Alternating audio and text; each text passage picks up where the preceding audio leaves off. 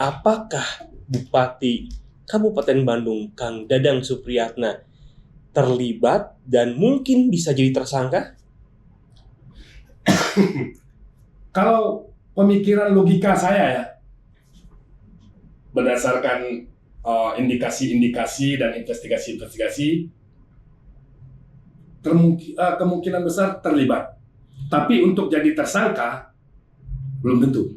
Oke, gimana Kang? Menurut Kang? Kalau saya dilihat dari hal apa selama ini dilakukan oleh gestur Pak Bupati Bandung dalam hal ini banyak anomali sehingga saya bilang ini Bupati terlibat. Apapun itu mau jadi tersangka atau tidak, ini Bupati terlibat karena tidak punya penegasan bahwa saya tanggung jawab dalam hal ini. Gitu. Sebentar, Kang Adam, saya tambahkan. Kan tadi saya bilang, kalau untuk jadi tersangka belum tentu. Kenapa? Tergantung keberanian dan keprofesionalan APH. Udah, itu. Ya. Harus kembali KDM ya menjadikan Jabar ini benar-benar istimewa dan juara. Bukan Persib aja yang juara, Jabarnya juga harus juara. Dimulai dari kota dan kabupaten Bandungnya. Dimulai dari kota dan kabupaten Bandung yang harus dibersihkan. Yang semu-semu, yang cuman ilusi membuai bagi masyarakat, sudah tidak laku lagi zaman now. Masyarakat sudah tahu. Artinya begini, masyarakat tidak butuh piagam-piagam yang berjejer, ya kan, di kantor-kantor pemerintahan, seolah-olah terbaik segala macam, tapi manfaatnya bagi masyarakat apa? Tidak ada.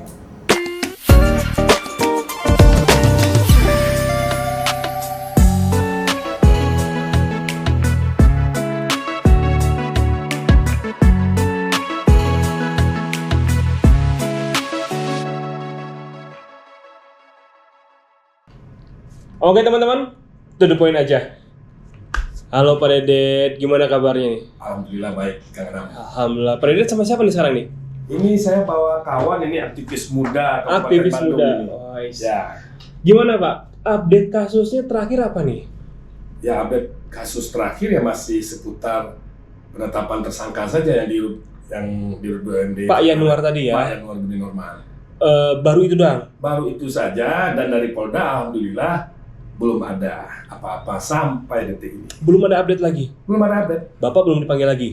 Belum dipanggil lagi, belum dihubungi lagi, dan belum mendapatkan apa-apa lagi. Masih kosong ya? Masih kosong, nggak tahu. Slow respon banget ya Pak? Kalau slow respon ya Kang Adam ya, saya itu secara aspek semantik nih. Kalau slow respon itu masih ada respon, Kang. Iya. Kalau hari-hari ini saya lihat tidak ada respon, jadi bagaimana mungkin kita mengatakan slow respon? Oh, Kayak melupakan saja gitu. jadi kasarnya Kami diam, mereka diam gitu. kasarnya diantep gitu ya? Diantep. Kenapa tuh Pak diantep? Wah, kalau kenapanya itu Kang, saya lebih setuju dengan komentar-komentar masyarakat ya, atau netizen ya, Pak Nana, Kang Adam. Ya macam-macam lah. Yang intinya kenapanya itu tidak ada yang positif. Kalau kenapanya misalnya, oh mereka lagi menelusuri ini, lagi melakukan investigasi ini tuh positif. Tapi ini komentarnya ya, saya sebagai masyarakat malulah menyebutkan. Ya kita sama-sama tahu lah. Tinggal dibaca aja di komen-komen. Iya, banyak lah ya. Banyak. Oke, teman-teman, di sini saya nggak sendirian. Di sini saya bersama dengan Pak Dr. Nana Sutisna. Beliau ini merupakan seorang mantan dirut ya, salah satu BUMD di Jawa Barat, tepatnya di Kabupaten Kuningan. Jadi kita mau dapetin point of view juga dari beliau yang pernah menjadi seorang dirut BUMD di kabupaten kota. Jadi biar tahu nih titik masalahnya di mana sih, kenapa sih PT BDS ini bisa melakukan hal tersebut dan apa peran Bupati dalam hal ini. Mungkin kita tanya langsung ya tanggapan Pak Nana nih. Pak Nana, gimana tanggapannya Pak? Oke, terima kasih banyak Kang Adam. Terima kasih banyak Bapak. Saya mohon izin tidak bermaksud untuk mendahului Bapak, apalagi saat ini kan sedang berproses ya Pak. Ya. Tetapi izinkanlah saya mau berbagi pengalaman terkait dengan kerugian yang saya terima Pak. Saya baru saja melunasi hutang yang saya harus tanggulangi pribadi Pak. Jadi waktu itu saya menjadi salah satu dirutnya di perusahaan aneka usaha di Kabupaten Tunggalingan. Saya mendapatkan kepercayaan penuh sebagai dirutnya, Pak. Gitu ya. BUMD juga ya Pak Nana? BUMD, Pak. Nah, tapi kita bicara tentang perusahaan umum daerah, Pak, Perumda. Nah, kita tahu bahwa kita ini mengacu kepada PP 54 tahun 2017 ya, Pak. Nah, jadi saya sah adalah sebagai dirut yang memang memimpin perusahaan daerah ini. Nah, saya waktu itu kepedean karena saya ingin menanggulangi bahwa dalam kondisi cash flow perusahaan daerah yang babak belur, Pak, saya mengambil inisiatif, Pak. Nah, sehingga pada saat COVID pandemi 2020, saya terpaksa menggadaikan mobil Fortuner saya, Pak. Dan sebentar, Pak. Mobil Fortuner, Pak, digadein? Iya, Pak. Buat apa? Nah, jadi saya hal yang kadang-kadang kalau mengorek luka lama ini kan jadi nggak nyaman juga ya. Jadi saya sebagai orang yang punya tanggung jawab moral ke anak buah, Pak, saya berikrar bahwa dalam usia-usia saya yang sudah mau masuk tua ini, Pak, saya ingin mengabdi kepada daerah, Pak. Maka saya coba ambil fungsi dan peran yang sangat luar biasa besar, Pak. Salah satu di antaranya adalah saya menanggulangi untuk pinjaman bayar gaji karyawan, Pak. Maka mobil saya digadaikan ke BFI, Pak. Sampai hari ini saya harus membayar denda keterlambatan 72 juta, Pak. Baru 1 minggu yang lalu saya baru melunasi, Pak, dengan 28 juta rupiah. Nah, kasus ini sebenarnya mencoreng mukanya yang perusahaan daerah, Pak. Kalau saya sekarang terenyuh dengan kasusnya Bapak hari ini, siapa tahu, Pak, kalau kita mau melihat tentang profilnya Pak KDM yang ingin bersih-bersih, ingin menjadikan pejajaran baru, Pak, ingin mengembalikan tentang budaya Sunda, maka sebenarnya saya berani tampil karena pada dasarnya ini adalah tanggung jawab moral secara bersama, Pak. Maka saya akan melihat, Pak, bahwa ini sebuah kerugian yang luar biasa. Saya saja yang waktu itu terdolimi, Pak, hari ini saya harus mengembalikan pinjaman ke BFI, saya juga harus membayar hutang ke Bank Kuningan, dan saya juga harus membayar hutang ke salah satu BPR yang punyanya Pak Bupati Lama, Pak. Jadi hutang saya hampir 500 juta, Pak. Sampai hari ini saya harus tanggulangi, Pak. Wah, ini jadi pribadi, Pak? Pribadi, Pak. Loh, sampai hari ini. Ini kan Bapak jadi dirut, ya? Iya. Harusnya dong Bapak dibayar. Nah, jadi untuk itulah, Pak, jangan so idealis lah. Gitu ya, saya katakan jangan idealis karena pada saat kita sudah terjerembab, tidak ada satupun juga yang memang mau membantu kita ya, Pak. Nah, kenapa saya ini related dengan kasus saya, Pak? Makanya saya diundang Kang Adam untuk berdiskusi tentang experience saja, Pak, pengalaman saja. Pertanyaan pertama, saya harus turut prihatin juga atas hilangnya uang yang begitu besar. Kita tonggaknya dari itu ya, Pak ya. Bahkan saya sudah mendengar dari Bapak sendiri kan sudah berkelana melakukan podcast di beberapa tempat. Gitu ya, secara nasional dengan Kang Adam juga gitu ya. Tapi menjadi keprihatinan saya ini, siapa tahu ini kita mau membuka pintu Pandoranya, Pak. Gitu ya. Jadi siapa tahu memang kita jangan terlalu nutup diri, Pak, bahwa karakteristiknya orang kita ini ya, Pak ya. BUMD ini adalah seperti ini, Pak, tipikalnya. Gitu ya. Tidak adalah calon pemimpin atau pemimpin yang seperti KDM mau bertanggung jawab ya, Pak ya. Nah, jadi untuk itulah kita urut satu-satu ya, Pak ya. Sampai sejauh mana kalau kita saya menggunakan analisa fishbone analysis, Pak. Fishbone analysis kami ini adalah akibatnya Bapak menderita kerugian yang begitu besar. Sekarang kita urut, Pak. Apa yang menyebabkan Bapak rugi, Pak? Pertama, kita akan urut dulu, Pak, di sistemnya. Apakah sistemnya itu ada kecacat di sini? Maka rujukannya harus kita lihat adalah PP 54 tahun 2017, Pak. Jadi kalau kita bicara tentang sistemnya, siapa tahu, Pak, Bapak di sini ada kerugian yang diakibatkan karena pelanggaran-pelanggaran sehingga betul-betul akan bisa menimbulkan kerugian yang finansial yang cukup besar gitu ya, Pak ya. Nah, saya ingin mengorek di sini sebenarnya, Pak. Jadi kalau kita bicara tentang PP 54 tahun 2017, di sana ada orang yang bertanggung jawab secara policy maker-nya. Siapa itu? Kuasa pemegang modal. Siapa ya? Maka kalau misalnya hari ini betul bahwa yang namanya policy maker itu adalah KPM, Pak Bupati sebagai kuasa pemegang modal, maka dia tidak masuk ranah operasional, Pak. Betul. Maka yang menjadikan operasional itu adalah direksinya, Pak. Ya. Maka direksi itu diawasi, Pak. Nah, saya ingin tahu tentang investigasi dari audit yang dilakukan oleh BPK, Pak. Apakah ada di sana kesalahan di sistem? Kan gitu ya, Pak ya? Karena kita tidak bisa nuntut Pak Bupati, Pak. Lalu karena apa? Karena Pak Bupati ini dia sebagai orang yang policy maker gitu ya, Pak. Tapi ada celah yang bisa menjadikan dia ikut serta menanggulangi kerugian ini apabila diindikasi ada aliran dana yang mengalir kemana-mana, Pak. Ya. Pertanyaan saya adalah, apakah saya diizinkan untuk mendapatkan laporan keuangan yang audited, Pak, BPK? Maka kita lihat nih, uang yang dari Bapak ini akan ditreatment apakah sebagai hutang atau sebagai equity ya, Pak ya. Maka ini sendiri adalah salah satu celah yang bisa melihat, Pak. Gitu. Ya. Nanti kita lihat fungsi dan peran dari KPM itu seperti apa, fungsi dan peran dari pengawas itu seperti apa, dan fungsi serta peran direksi itu seperti apa ya, Pak ya. Itu kita melihat bahwa faktor penyebab Bapak kerugian itu disebabkan karena sistem yang belum dipatuhi, Pak. Siapa tahu, Pak, melalui penelusuran sistem ini Bapak menemukan hal yang bisa ganti rugi. Gitu. Bagaimanapun juga, Pak, kita jangan mengatakan bahwa kalau kita serang ini, maka akan keluarlah itu. Enggak, Pak.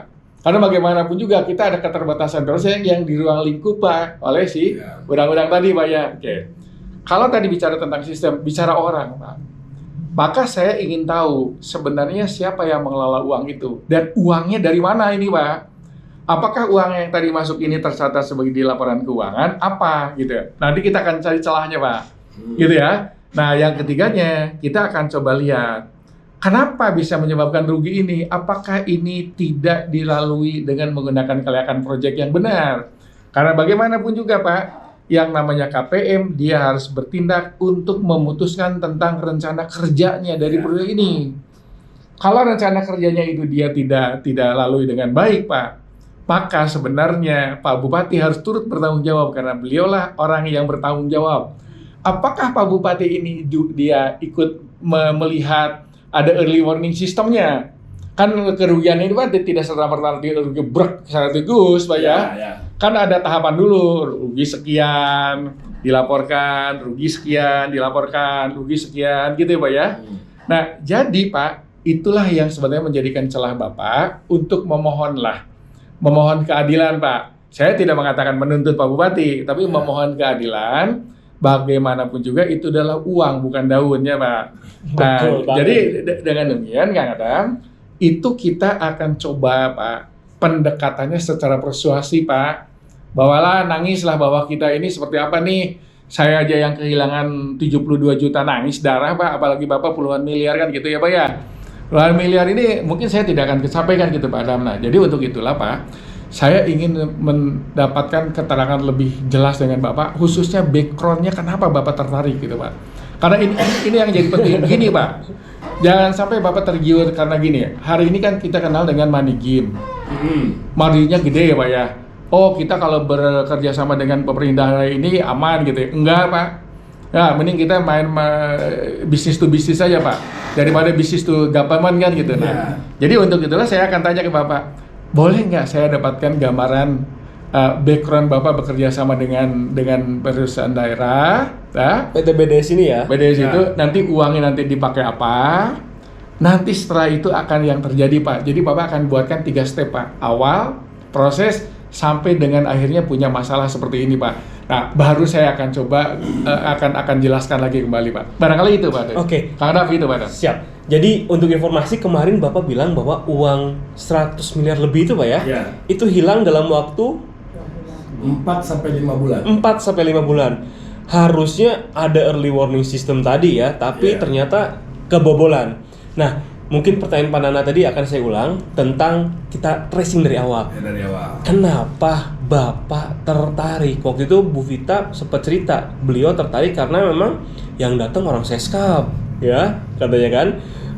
RW Seskap kepresidenan ya? Bukan. Kalau Bu Vita itu kan dikenalkan dari, kalau kata Bu Vita ini ya. Kepala Biro Kepresidenan Kepala yang Biro. mengenalkan beliau ke Bupati. Dirut BUMD ini. Pak Yanuar tadi. Tapi sebenarnya bukan itu, bukan karena dikenalkan orang ini Bu Vita Yakin, bukan. Oke. Sama seperti saya, Pak.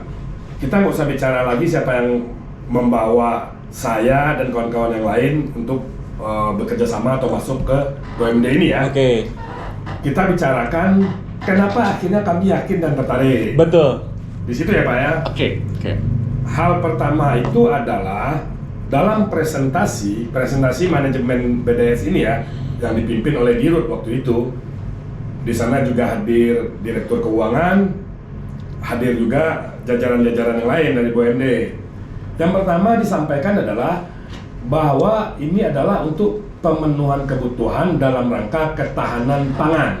Itu dulu. Oke. Ketahanan pangan programnya.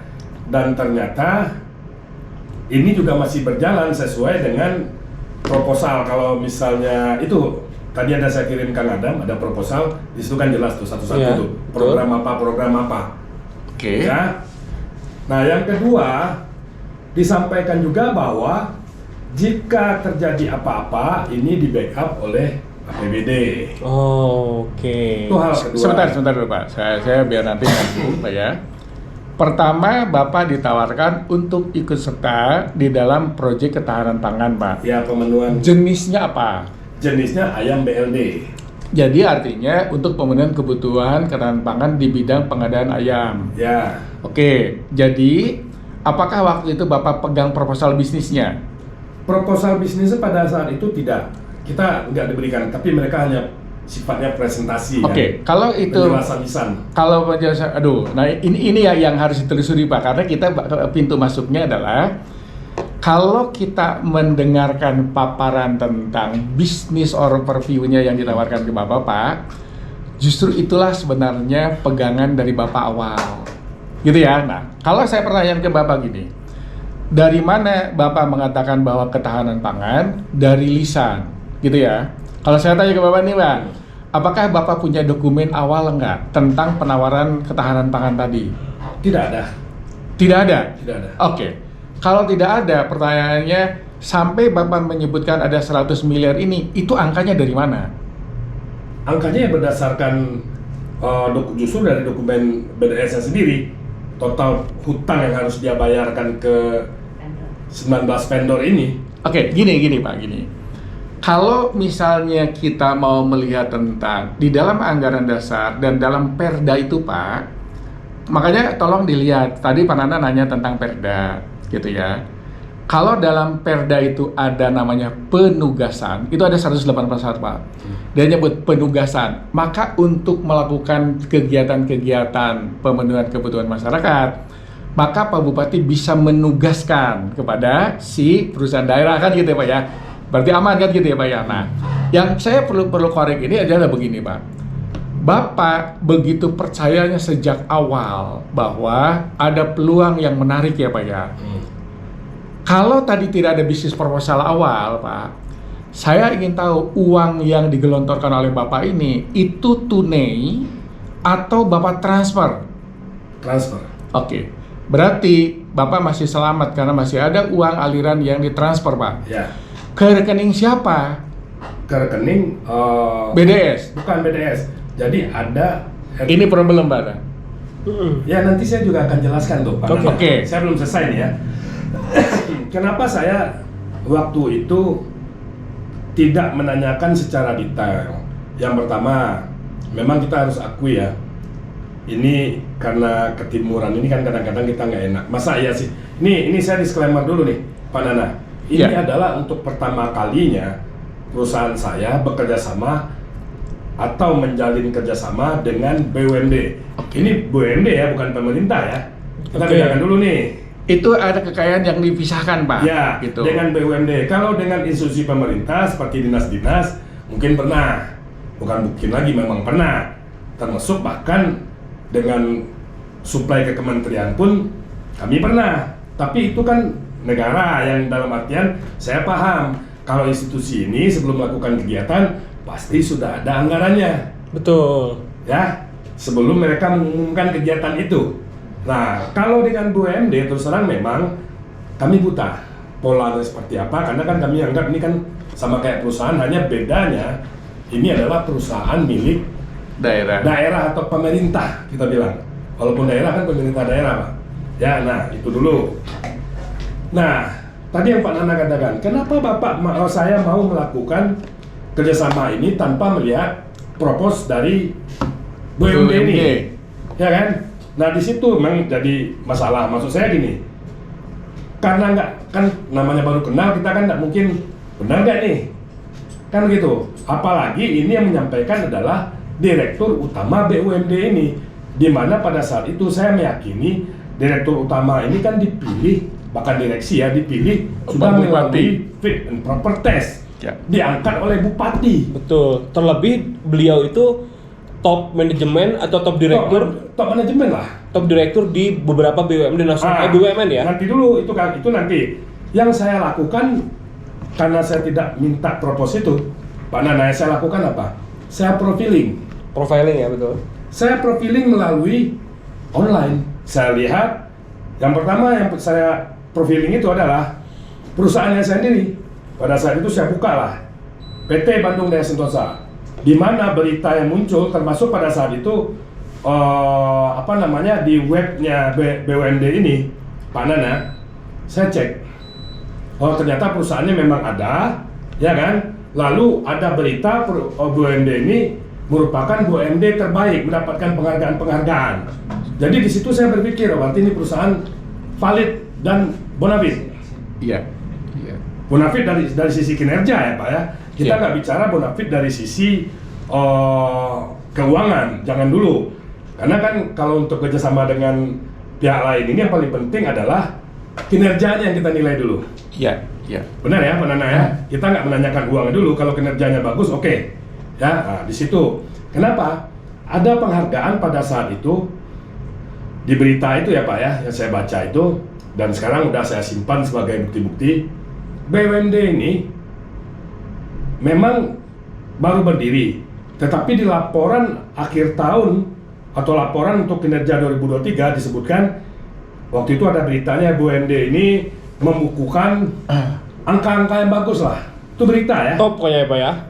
Top. Nah, lalu mendapatkan penghargaan. Penghargaan itu CEO terbaik. Waduh, CEO terbaik 1. BUMD-nya BUMD terbaik. BUMD terbaik 2. Bupati pembina BUMD terbaik 3. Saya sempat ngomong waktu podcast kita sebelumnya, Kang Adam, kalau ibarat tim sepak bola, ini mulai dari top skornya tim itu yang pegang, kiper terbaik, ya kan, pelatih terbaik, semua terbaik, sampai tukang pijit pun mungkin terbaik. Oke, baik Pak Det, saya mohon izin motong dulu ya Pak. Target kita adalah bagaimana uang Bapak bisa kembali Pak. Betul. Bukan berceramah gitu ya. Betul. Sehingga betul-betul kita dalam pemilihan strateginya harus tepat ya Pak. Betul. Tadi saya ingin berharap gini Pak. Pertama, ada ketertarikan Bapak untuk bisa ikut serta dalam proyek ketahanan pangan. Berarti di awal sudah ada komunikasi ya Pak. Ini lazimnya Pak ya. Lazimnya komunikasi awal ya. Yang kedua Pak, pada saat Bapak akan menyertakan uang begitu besar, Bapak kan jangan tergiur dengan orang ya Pak ya. Nah, tidak apa-apa, kan ini sudah terjadi ya Pak ya. Nah, intinya adalah saya tidak menyalahkan di aspek yang ini, enggak. Pak. Udah terjadilah, yang penting gimana uang saya balik kan gitu Pak. Iya. Nah, walaupun ini menjadi punya risiko Pak, dia bisa ngeles kan gitu ya Pak ya. Nah, maka kalau lazimnya saya ikut serta di dalam proyek-proyeknya, biasanya saya selalu melakukan due diligence Pak, melakukan auditing dulu kan gitu ya Pak ya. Saya sekarang sudah sangat tidak percaya kepada orang Pak. Karena apa? Karena pada dasarnya hari ini orang sudah berubah total Pak. Kan gitu ya Pak ya. Nah, yang ketiga adalah ini sudah terjadi nih. Nggak mungkin si kehidupan ini diputar ulang ya Pak ya. Nah, untuk itulah kita akan coba solusinya seperti apa. Ya. Pak Bupati, mohon maaf, ini adalah warga Bapak. Kan gitu ya Pak ya. Yang kedua, ini sebenarnya menciderai semangatnya Pak KDM dalam rangka mengembalikan semangat Pajajaran Pak. Saya orang spiritual Pak. Maka kalau hari ini saya tersentuh untuk ikut serta membantu, bukan karena saya ada keberanian, enggak Pak. Saya berempati aja gitu ya Pak Adam ya. Saya aja yang baru membayar hutang kemarin ini juga cukup babak belur, apalagi Bapak yang ratusan miliar kan gitu. Nah, untuk itulah Pak, yang kita perlu lakukan adalah apa sih yang bisa mengembalikan uang Bapak? Ya. Gitu ya, jadi sekarang kita bicaranya uang Bapak harus kembali gimana nih Pak? Ya betul. Gitu ya, maka Bapak harus melakukan gugatan perdata, kan sudah dilakukan oleh Bapak juga kan? Gugatan perdata belum saya. Oke, berarti celah yang harus kita lakukan adalah cari PP 54 tahun 2017, Permendagri nomor 18, Bapak cari, di sana ada klausul-klausul apabila disebut Pak, apabila BUMD mengalami kerugian yang disebabkan oleh ini nih Pak nih kalimatnya, disebabkan oleh karena kesalahan pengambilan keputusan direksi, maka direksi lah yang bertanggung jawab Pak. Jadi kalau hari ini kasusnya ditahan ya Pak Januar, itu berarti pelimpahan kesalahannya ada di direksi Pak. Ya. Direksi itu tidak akan bisa mengeksekusi keputusan yang dilakukan apabila KPM-nya tidak menyetujui. Ya. Pertanyaan saya adalah, apakah ada Pak yang namanya RUPS untuk pengesahan tentang rencana kerja? Ada nggak Pak?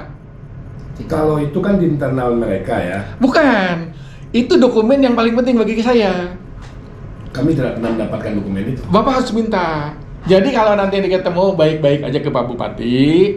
Pak Bupati, Pak Gubernur mohon dibantu, bahwa bagaimanapun juga itu uang Pak. Ingat Pak, bahwa hidup ini pasti akan membangun karma.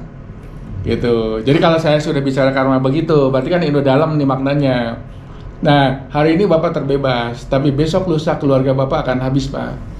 Gitu ya Pak ya, karena pada dasarnya tidak akan pernah orang nanam cabai itu akan keluar cabai, keluar bontengan gitu. Nah, jadi yang Bapak harus telusuri itu adalah Pak, apakah ada dokumen RUPS yang mengesahkan tentang rencana kerja menggunakan uang Bapak?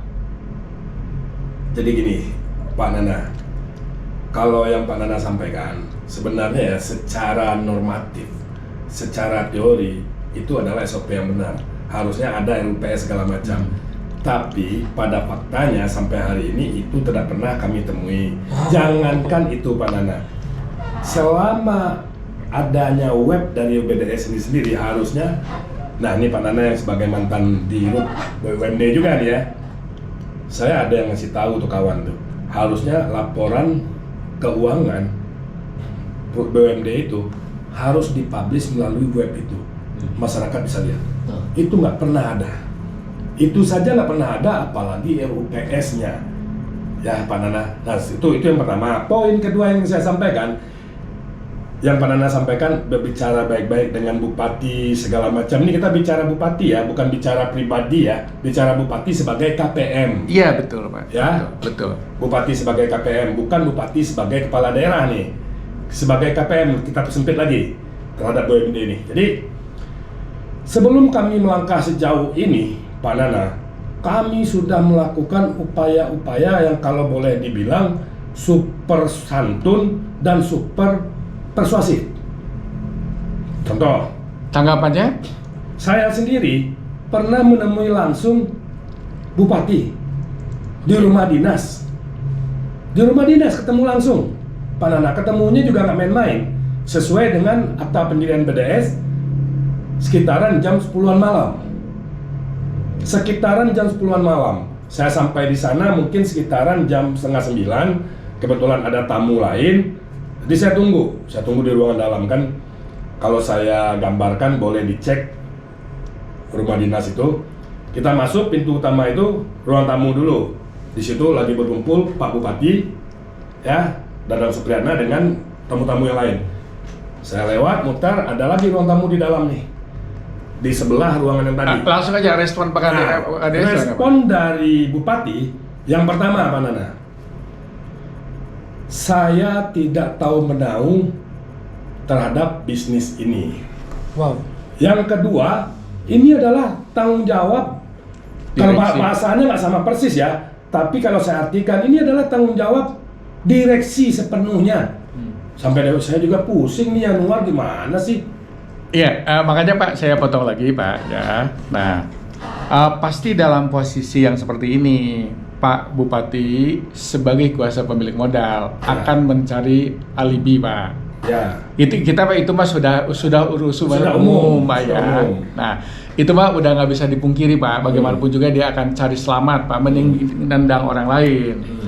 Justru kenapa saya trace untuk mendapatkan data tadi menunjukkan bahwa kalau Bapak tidak mengakui bahwa ini adalah disebabkan karena pengambil keputusan direksi salah, ya Pak ya, berarti Bapak kan tidak punya data, Pak. Oke, Bapak tanya sekarang, apakah ada rencana kerjanya yang disetujui oleh KPM?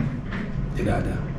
Nah, berarti Pak, dalam hal ini dijadikan sebagai bagian Bapak untuk mendesak mereka bahwa tidak mungkin ada rencana kerja ini tanpa harus disetujui oleh si KPM. Jadi saya mau ambil poin-poinnya, Pak. Jadi tidak terlalu ngalir ngudul gitu. Betul. Jadi gini, Pak Nana, yang Pak Nana sampaikan tuh, kalau nggak salah saya juga sampaikan kedua saya juga karena kasus ini ya Pak Nana ya, akhirnya juga baca-baca juga termasuk PP 54. Memang benar, saya membacanya itu setiap bisnis yang akan dilakukan oleh BUMD, terutama yang bernilai besar atau kerjasama dengan pihak ketiga, itu harus mendapat persetujuan KPM. Ada nggak Pak Nana? Nah, jadi Benar, Pak, ya? memang ada itu. Oke, jadi clear Pak. Kenapa saya ngejar dokumen RUPS? Kenapa saya ngejar dokumen rencana kerja? Karena bagaimanapun juga itu harus disetujui oleh KPM. Betul. Berarti ngelesnya Pak Bupati di KPM itu kelawan. Bapak salah. Ini Bapak setujui ini.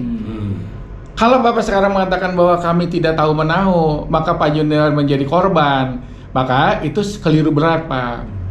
Itu satu ya, Pak ya. Gitu. Yang kedua, pertanyaan saya adalah, apakah Dewas yang berperan? Pertanyaan saya, apakah karena apa? Saya sebelum ke Pak Ewi, ini harus ada Dewas dulu. Dewasnya itu adalah orang yang melakukan pengawasan. Kalau di perseroan terbatas namanya itu komisaris. Pertanyaannya Pak, apakah Dewas yang berperan? Kalau dua-duanya itu menjadi tidak berperan, Bapak menjadi ini pintu masuk.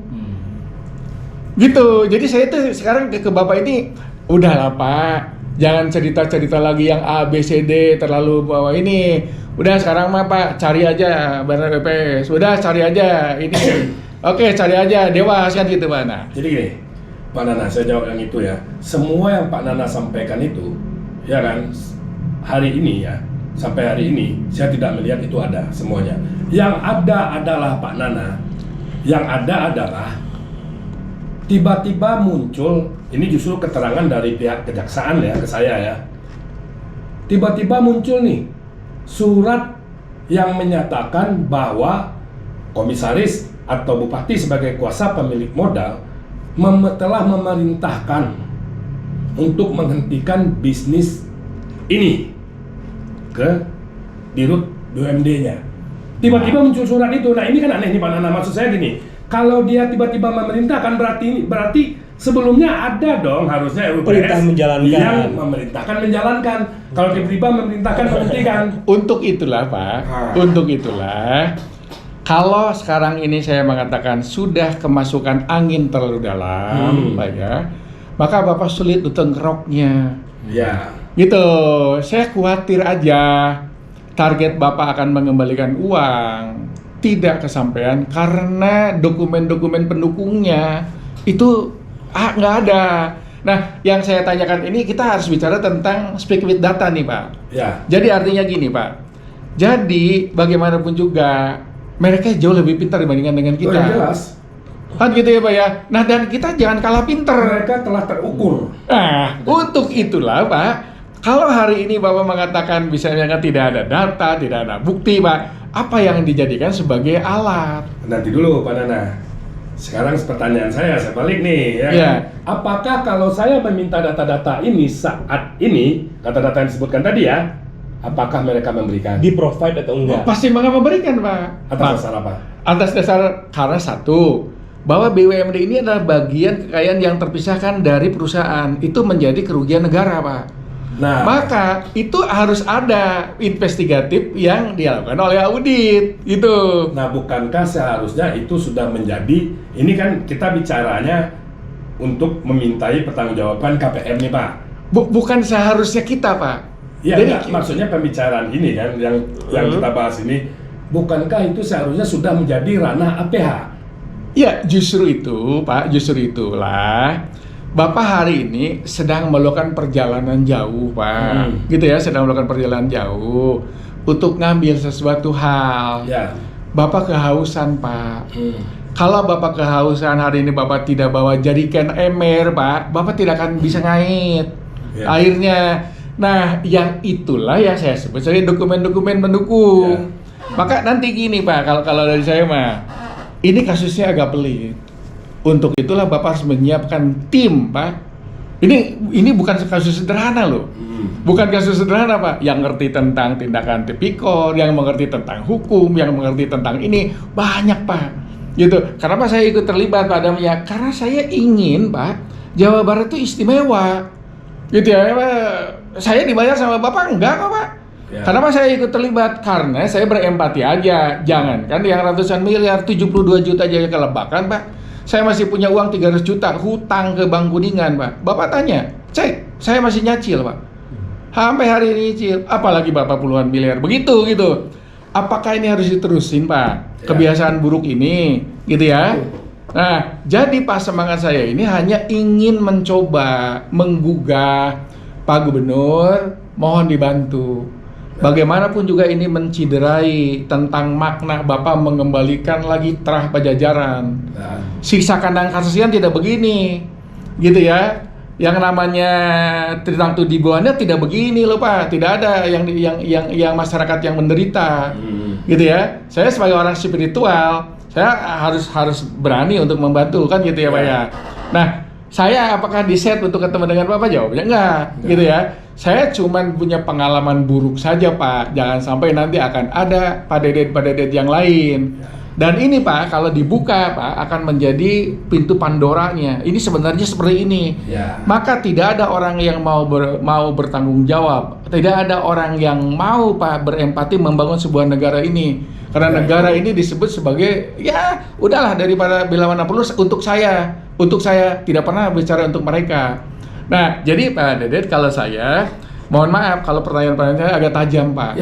Karena apa? Karena kalau tidak begini Pak, tidak sampai tujuannya. Apalah lagi Bapak mengatakan bahwa belum ada progres, pasti diemin Pak. Kita tidak no viral no justice Pak. Bapak ramein aja. Gitu. Oke, makanya saya note. Ini saya alhamdulillah ya Kang Adam bisa mempertemukan saya dengan Pak Nana yang pengalaman di BUMD juga ya kan. Sebenarnya masukan-masukan Pak Nana itu sangat benar dan sebagian besar pernah kita lakukan. Apa yang Pak Nana sampaikan tadi, sebagian besar sudah pernah kita lakukan, dan apa yang disampaikan juga sebagian besar saya sudah pernah membaca dan mempelajarinya juga. Tapi memang kalau yang tadi Pak Nana sampaikan, kenapa kita nggak minta dokumen-dokumen yang tadi disebutkan, RUPS segala macam. Sudah ada juga kawan yang mengarahkan saya seperti itu. Masalahnya seperti ini, Pak Nana. Mereka ini semuanya ya, baik jajaran direksi, lawyer, termasuk pemerintah daerah Kabupaten Bandung, tertutup. Termasuk legislatifnya, DPRD dalam hal ini, tertutup. Apalagi, nggak usah jauh-jauh lah Pak Nana. Nggak usah jauh-jauh, ini cerita lucu saya ceritain nih. Ya, Bupati mau live, mau acara siaran langsung live di salah satu TV nasional, media besar di Indonesia ini, begitu mendengar saya hadir, bisa batal tuh live. Di tappingan. Orang-orangnya ada berkumpul di dekat studio itu, di ruangan tunggu. Bupatinya nggak ada. Saya sendiri parkir di sebelah itu saya kasih tahu. Bagaimana caranya saya meminta. Makanya saya tadi ngomong kan, lebih baik kalau memang ini masukan bagi kami para korban. Masukan dari Pak Nana ini, kebetulan kita kan juga mau minta audiensi ke beberapa APH yang menangani. Saya akan sampaikan kenapa, bukan APH saja, kenapa sampai detik ini kami masih menduga dan mengindikasikan secara kuat keterlibatan dari kuasa pemilik modal yang dipegang oleh Bupati. Pak Det, saya malah lebih dalam lagi gini Pak. seandainya BDS ini masih punya aset, properti misalnya, atau barang-barang bergerak lainnya, apakah BDS masih punya aset nggak senilai uangnya Bapak? Asetnya nol. Oke, ini persoalan. Jadi sebenarnya Pak, kalau Bapak mau mengamankan aset Bapak, Pak ya, sebenarnya amankan dulu aset-aset itu, jangan sampai dipindah tangankan, kan gitu ya Pak? Ya, Ternyata nol Pak. Sejak awal nol. Oke, sekarang kalau itu terjadi ya Pak ya, berarti apa yang harus dilakukan upaya Bapak untuk bisa mengembalikan uang Bapak, kan gitu ya Pak ya? Nah, saya udah tahu. Oke, Udah ada uangnya dalam bentuk piutang atau dalam bentuk apa? Uang yang Bapak kucurkan yang 100 miliar ini dipakai apa? Maksudnya dipakai apa gimana? Gini, kan si BDS ini dia mengajak Bapak untuk partneran, Ya betul. membangun bisnis Pak ya. Digelontorkanlah Bapak dan kawan-kawan ini 100 lebih miliar, kan ya Pak ya? 100 sekian miliar. Nah, uang yang ini untuk investment atau untuk working capital? Working capital. Oke, working capital berarti itu sekali pakai Pak. Oke. Sekali pakai. Uang yang dikelola untuk working capital tadi oleh BUMD tadi Pak, otomatis kan apakah masuk ke rekeningnya BDS dulu enggak? Tidak. Nah, Kan ke rekening RPA kalau saya. oke. Ini kan jadi persoalan nih.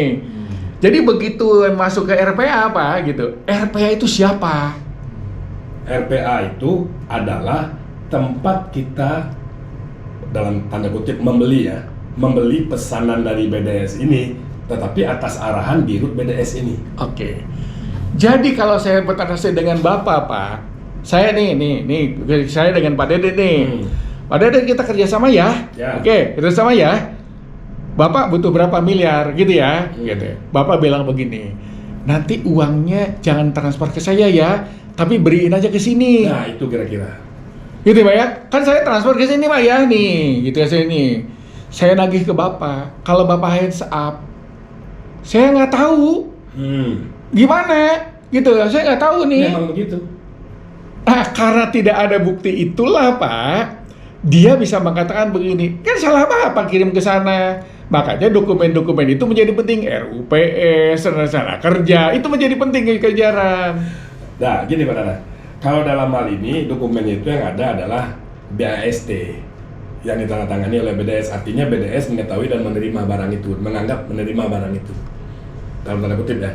Jadi gini, saya jelasin dulu Pak Nana ya. RPA ini yang dimaksud, kenapa uang saya ke RPA itu? Misalnya nih, saya bekerja sama dengan Pak Nana tadi untuk memesan taruhlah gelas ini sekian ribu ya.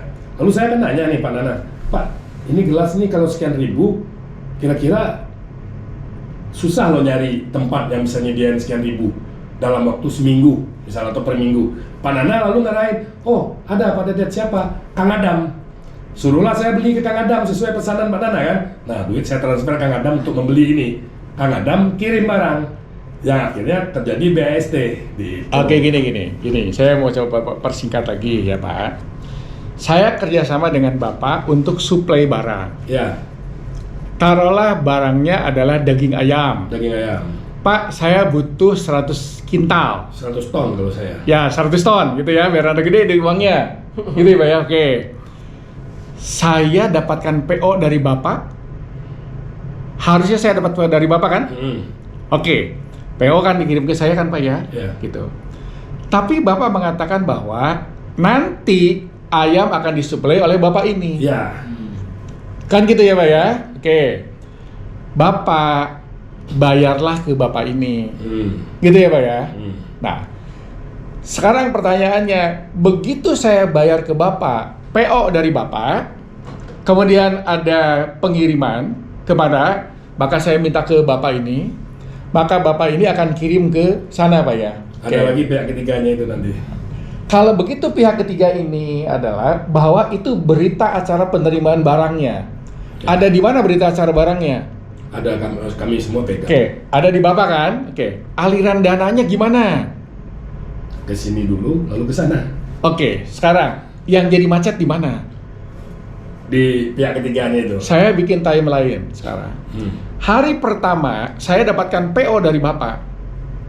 Hari kedua saya dapatkan perintah untuk order dari sini. Hari ketiga barang sudah dikirim ke sana.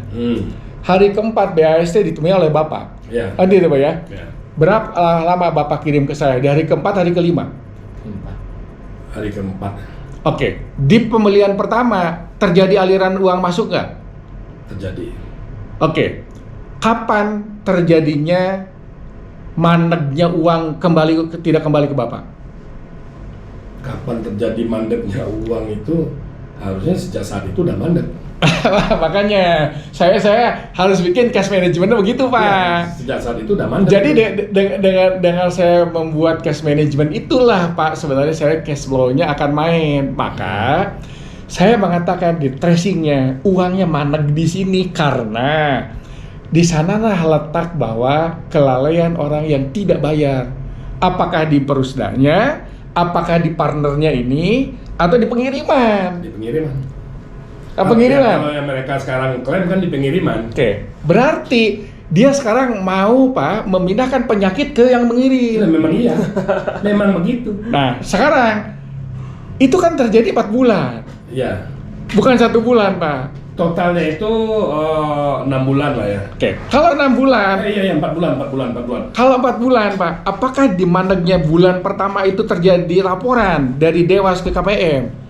Nah, itu yang kami nggak tahu. Nah, kalau ada makanya. pasti sudah Diterima dokumennya ya? Makanya itulah yang kita akan di tracing Pak, gitu. Karena ini saya katakan ini pelik Pak, gitu.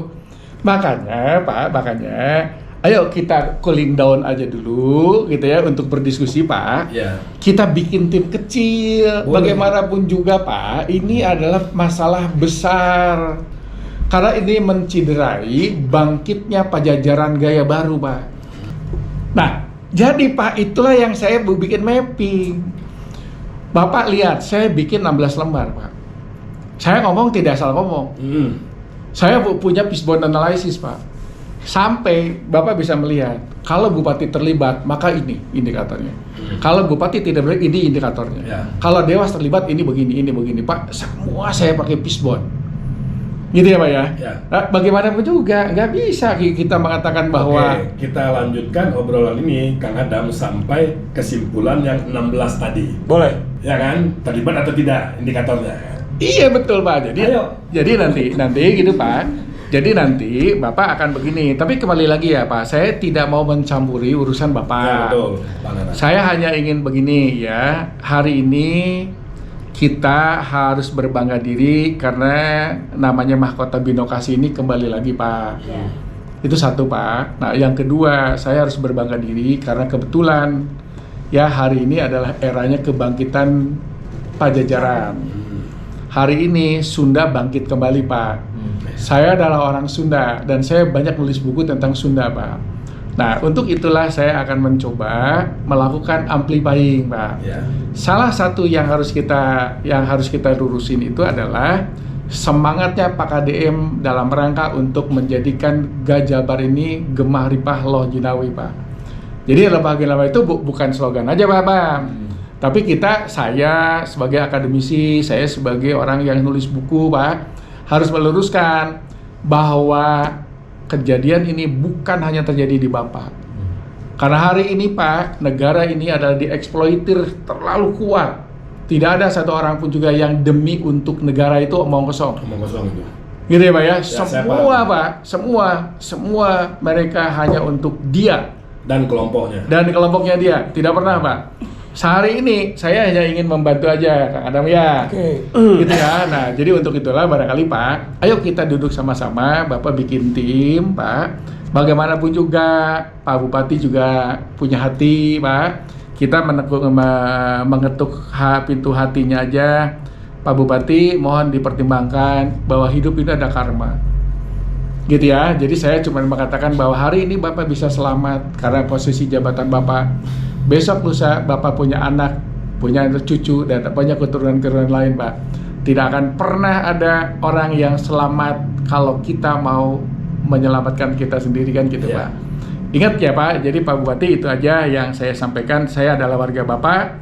Saya tinggal di Ciwidey, di Cibaduyut ya Pak ya. Kebetulan saya warga Bapak di Kabupaten Bandung. Saya ikut prihatin karena dulu saya pernah melamar menjadi dirutnya BDS Pak. Nggak jadi Pak. Untung pada enggak bakal diterima kalau modelan pakai Pak Nana. Terlalu lurus. Jadi Tapi serius Pak, serius Pak. serius Pak, saya dulu lamar BDS Pak. Tapi nggak jadi ya? Nggak jadi Pak, ya untung aja Untung gitu. aja ya? Ya mending jadi netral begini aja, mending kita makan dengan pedal lah daripada bermasalah di kemudian hari. Aduh, oke. Pak Daden, itu yang bisa saya sampaikan dalam Ya. kesempatan baik ini. Saya mohon mudah-mudahan Allah Subhanahu wa taala memberikan perlindungan kepada kita. Tetap bahwa nu koneng tetap koneng, nu hidung tetap hidung, bahwa nu beureum tetap beureum ya. Bahwa kerugian ini harus ditanggulangi bersama Pak. Oke. Saya mohon dengan sangat ke Pak Bupati, Bapak punya nama besar.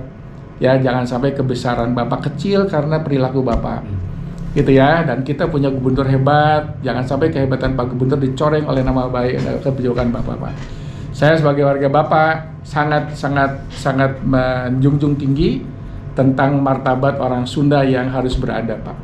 Oke. Ya, itu aja Pak dari Ya, saya. oke. Saya mohon maaf ya. Mungkin untuk Kang Dik nih sebagai aktivis nih ya, pendapat Akang tentang melihat kasus ini seperti apa Kang? Ya, tadi berawal dari kepedulian sama saya orang Kabupaten Bandung asli, saya orang Ciparai Pak. Oke. Kami orang Ciparai, memang saya terlahir dari ruh gerakan. Artinya kan mata, telinga, hati saya gunakan, dan itu otomatis lah. Nah, ketika muncul permasalahan kasus dugaan di BDS ini yang menjadi saya dan kawan-kawan di Kabupaten Bandung termasuk Bu Atin melakukan sebuah gerakan dulu yang namanya AMKB, Aliansi Masyarakat Kabupaten Bandung, sebagai bentuk kepedulian kita masyarakat karena ini dianggap dibiarkan oleh semua pihak, khususnya pengguna uang negara di Kabupaten Bandung, apapun itu penamaannya, baik itu LSM, Ormas dan lain-lain. Kita tidak menyudutkan, hanya ini bagian dari evaluasi. Ketika kita melakukan sebuah gerakan bukan tanpa hitung-hitungan. Ini bentuk kepedulian kita ke daerah, bentuk kepedulian kita ke masyarakat Kabupaten Bandung, ke pemerintah kabupaten, termasuk kepedulian kita terhadap korban-korban PT BDS yang dibiarkan gitu. Dan yang paling menggelitik itu tidak ada ucapan atau tidak ada respon baik di KPM, Pak. Kalau saya bilang KPM, di KPM tidak ada respon baik. Seperti misalkan ada dulu tentang penyerobotan lahan di Pangalengan. Kan dalam hal ini KPM sebagai pemerintah Kabupaten Bandung, Bupati sebagai kepala daerah langsung dia ngomongkan, tolong tindak tegas ini karena mencatut nama saya, Bupati Bandung. Nah, sebetulnya hal yang serupa juga harus dilakukan di kasus-kasus yang lain. Ini sebagai bahan mitigasi. Nah, di Kabupaten Bandung ini tidak ada, jangankan mitigasi, ketika sudah fenomenal hari ini dia diam-diam seolah-olah tidak bersalah dan lain hal lah ya, mungkin cicing wae. Oke, Makanya Mas. kita Kang Nana, Pak, kita tiap hari melakukan gerakan-gerakan sosial moral lewat media-media, dari mulai koma-koma, terus dari beberapa media digital, Facebook dan lain-lain, sebagai upaya memperjuangkan hak. Yang namanya hak harus kembali gitu. Yang namanya hak itu harus kembali, kewajibannya harus kembali juga gitu. Jangan sampai ini dibiarkan, karena anggapan kita bahwa ketika permasalahan BDS ini dan ada korbannya dibiarkan, ini akan berdampak luas. Pertama, informasi ini akan lebih luas. Jelek atau tidaknya itu nanti publik yang menilai. Kemudian yang kedua, karena ini para investor yang kontribusinya jelas di Kabupaten Bandung ya. Ini yang harapan kita akan membawa nama baik iklim investasi di Kabupaten Bandung. Ternyata ketika ada masalah ini, saya yakin ini tidak akan ada yang mau berinvestasi atau menggelontorkan memutarkan uang di Kabupaten Bandung. Oke, Nana mau potong dikit. Boleh. Ya kan. Jadi yang dilakukan Bapak kan menarik ya. Nah, tapi coba cari jalur yang pas. Misalnya saja gerakan yang Bapak ini lakukan dengan gugatan citizen lawsuit, Pak. Ya. Jadi kalau Bapak sekarang mau membantu gitu ya, sebaiknya jalur formal dilakukan namanya gugatan citizen lawsuit, Pak. Ya. Jadi artinya gugatan warga negara terhadap ketimpangan yang terjadi di Kabupaten Bandung, Pak. Gerakan Facebook tidak akan menyelesaikan, gerakan sosial tidak menyelesaikan. Jadi kalau Bapak betul ingin membantu mengembalikan lagi citra baiknya dari si Kabupaten Bandung, sebaiknya tempuh yang namanya gugatan citizen lawsuit, Pak. Jadi dengan citizen lawsuit ini Bapak mengadukan bahwa terjadi A, B, C, D, Pak, dan seterusnya. Nah, maka dengan kondisi begitu Bapak mengadukannya ke jalur yang formal. Gitu ya. Nah, kalau Bapak tidak melakukan gugatan citizen lawsuit, ini sesuatu hal yang agak sulit. Karena kita akan bermain di ranah-ranah kehutanan, Pak. Gitu, agak sulit gitu. Sebenarnya gini, Pak Nana, perlu juga ya saya tambahkan sedikit. Sebenarnya kalau saya lihat masyarakat dan termasuk kami para korban ini bukannya tidak mau melakukan langkah-langkah hukum yang terukur. Karena sebenarnya memang perjuangan ini langkah yang paling benar itu adalah ya ke jalur hukum yang dibenarkan, baik perdata ataupun pidana. Benar ya Pak Nana? Betul. Yang terjadi hari ini adalah permasalahannya kepercayaan kami ini, masyarakat Kabupaten Bandung, dalam hal ini Kang Diki dan kawan-kawannya lah ya, dan korban-korban ini justru kepercayaan terhadap APH itu juga yang sekarang di titik nadir di mata kami, Pak Nana.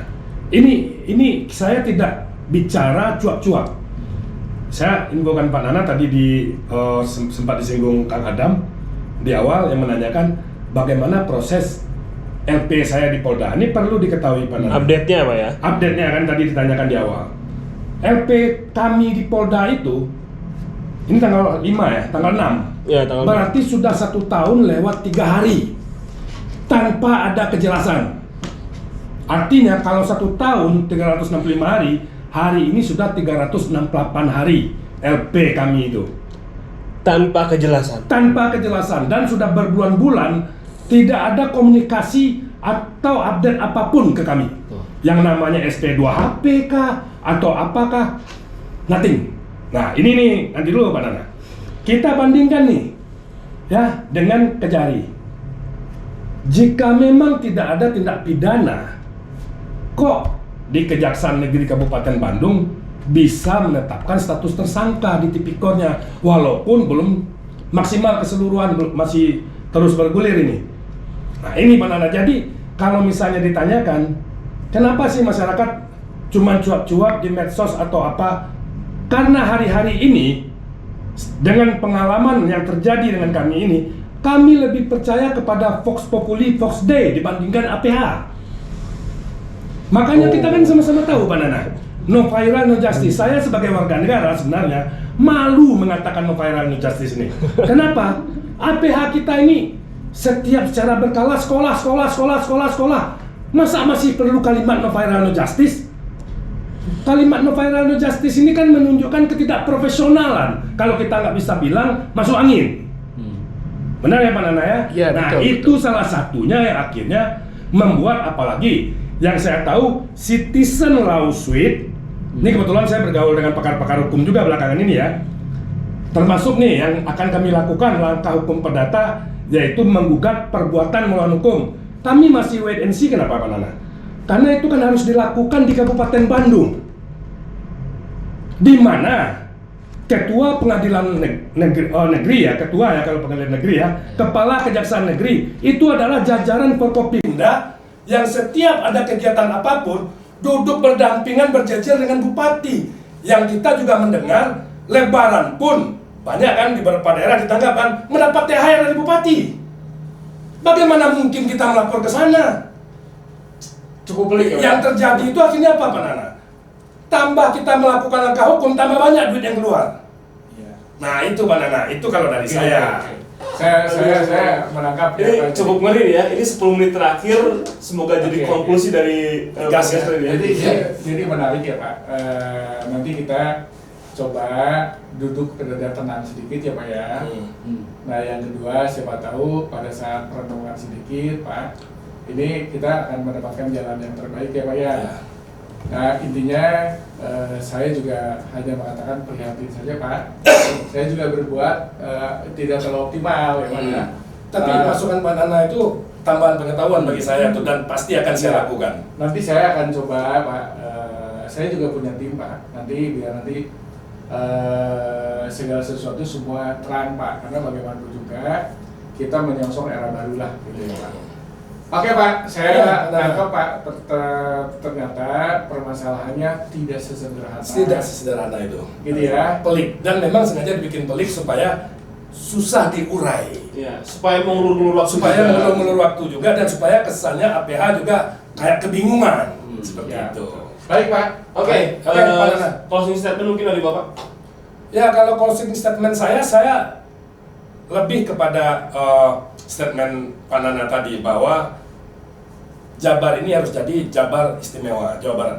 Saya terus terang saja, kota Bandung ini terutama ya, Kang Adam, itu salah satu waktu zaman saya remaja di kampung ya, tempat favorit kami remaja-remaja di kampung itu. Jadi seolah-olah kalau dulu itu ya, ada kawan yang ke Bandung nih jalan-jalan atau apa, wah kebanggaannya luar biasa, kayak benar-benar udah ke Paris itu.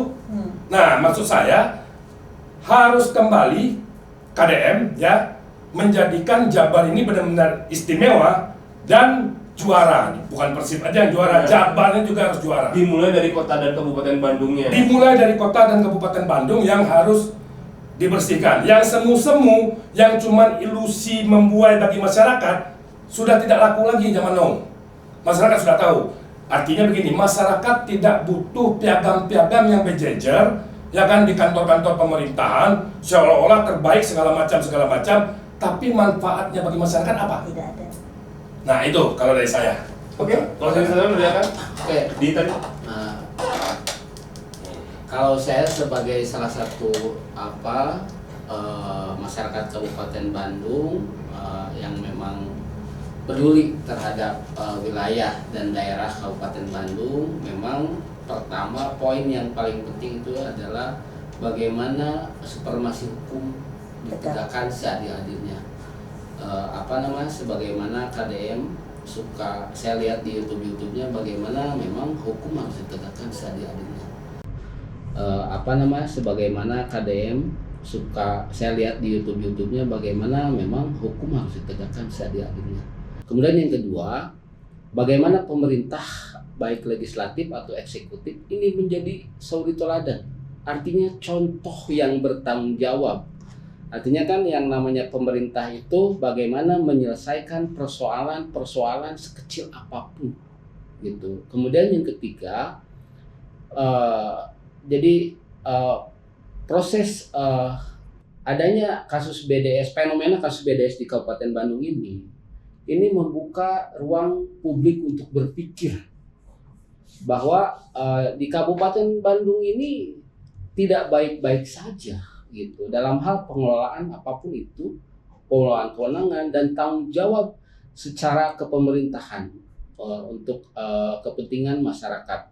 Nah, kemudian yang paling penting adalah bagaimana pemimpin daerah dalam hal ini Bupati Bandung harus bertanggung jawab terhadap daerah dan masalahnya. Itu yang paling penting. Apalagi di kasus BUMD BDS ini, kita harapkan sebagai masyarakat Kabupaten Bandung, udahlah kalau Bupati punya niat baik, silahkan tuntaskan sebagaimana mestinya, sesuai aturan, sesuai rasa kemanusiaan. Jangan sampai ini dibiarkan menjadi bola yang lebih besar. Kita sebagai masyarakat Kabupaten Bandung merasa terganggu. Kalau misalkan Bupati membiarkan terus, jangan salahkan kita sebagai masyarakat Kabupaten Bandung, akan muncul gerakan-gerakan baru di berbagai macam elemen. Ini sudah dilakukan, termasuk kita awal aksi sama Buatin dan kawan-kawan di Alliance. Sekarang sudah muncul lagi bermunculan. Gitu. Tolong Pak Bupati Bandung dalam hal ini berikan contoh yang baik, menjadi suri teladan, bereskan yang perlu dibereskan, tuntaskan yang belum dituntaskan, dan intinya bagaimana Kabupaten Bandung ini harus lebih baik dari kemarin. Oke, terima kasih. Saya ada satu pertanyaan dan tolong pertanyaan tersebut dijawab dengan sangat singkat. Apakah Bupati Kabupaten Bandung, Kang Dadang Supriyatna, terlibat dan mungkin bisa jadi tersangka? Kalau pemikiran logika saya ya, berdasarkan indikasi-indikasi dan investigasi-investigasi, kemungkinan besar terlibat. Tapi untuk jadi tersangka belum tentu.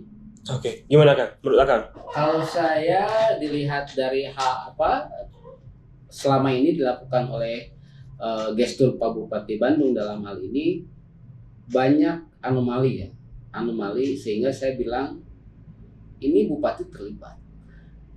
Apapun itu mau jadi tersangka atau tidak, ini Bupati terlibat. Karena tidak punya penegasan bahwa saya tanggung jawab dalam hal ini. Sebentar, Kang Adam, saya tambahkan. Kan tadi saya bilang, kalau untuk jadi tersangka belum tentu. Kenapa? Tergantung keberanian dan keprofesionalan APH. Udah, itu. Oke, Pak Nana, pertanyaan terakhir sama. Kira-kira terlibat dan akan jadi tersangka tidak? Yang pertama, dalam posisinya Pak Bupati sebagai KPM, dia hanya masuk ke dalam policy maker saja, dan apabila tidak ada bukti-bukti pendukung RUPS-nya, kemudian rencana kerjanya, agak sulit mempersangkakan beliau, Pak. Nah, jadi untuk itulah dokumen-dokumen pendukung itulah yang harus dikolek dulu oleh Bapak, aliran dananya, aliran dokumennya, Pak, sampai dengan pengesahan RUPS itulah yang menjadi penting, Pak. Nah, karena apa? Karena nanti Pak Bupati akan berkelit dengan ajas imunitas, Pak. Dia mengatakan berdasarkan Perda PP 54 sekian, ini saya begini gitu, Pak ya. Nah, memang itu yang dilakukan sekarang. Betul. Jadi, Pak, yang kita harus khawatirkan itu adalah sebenarnya bukan urusan terlibat atau tidak terlibat. Tapi yang harus Bapak kolek adalah bagaimana uang Bapak balik aja. Gitu ya. Jadi kalau saya melihat, jadi tanggung jawabnya yang kita pertanyakan. Tanggung jawabnya, Pak, saya mah tidak ada urusan untuk apa terlibat atau tidak terlibat, gitu ya. Karena gini, Pak, kalau misalnya Pak Yanuar sekarang sudah di kejaksaan dan sudah ditahan, jangan sampai itu menjadi penyelesaian terakhir, Pak. Uang Bapak hilang. Ya, memang iya. Makanya masukan dari Pak Nana yang pembicaraan kita hari ini, diskusi kita hari ini, itu malah menambah wawasan saya. Ternyata memang harus dikejar. Oke, jadi kalau saya, Pak, mohon dibantu ya Pak Bupati. Saya adalah warga Bapak. Saya sangat berempati kepada korban, gitu ya. Terlepas apakah kesalahan A, B, C, D, saya tidak menyalahkan Bapak. Tetapi yang jelas, semangat untuk mengembalikan Jabatan Istimewa ini yang kita harus usung, Pak. Jangan sampai nanti di antara penduduk yang ada di Jawa Barat itu banyak yang menangis karena kodoliman dari kebijakan Bapak. Ayo Pak, kita selesaikan dengan baik bahwa Tuhan itu tidak akan tidur lah. Terima kasih, Pak. Oke, teman-teman. Kali ini cukup seru ya perbincangan antara Kang Dedet, Kang Diki. Oke, Kang Dedet, Kang Diki dan juga Pak Nana. Mungkin kita akan bahas lagi nih nanti di podcast berikutnya tentang masalah ini jika sudah ada update. Tapi semoga update-nya ada ya. Oke, teman-teman terus saksikan DPR Podcast, Dewan Podcast Rakyat by Kilat Media, karena di sini rakyat boleh memberikan aspirasi. Saya Adam Sinugraha dan Pak Dedet dan juga Kang Diki serta Pak Nana pamit undur diri. Wassalamualaikum warahmatullahi wabarakatuh. Waalaikumsalam. Salam keadilan teman-teman.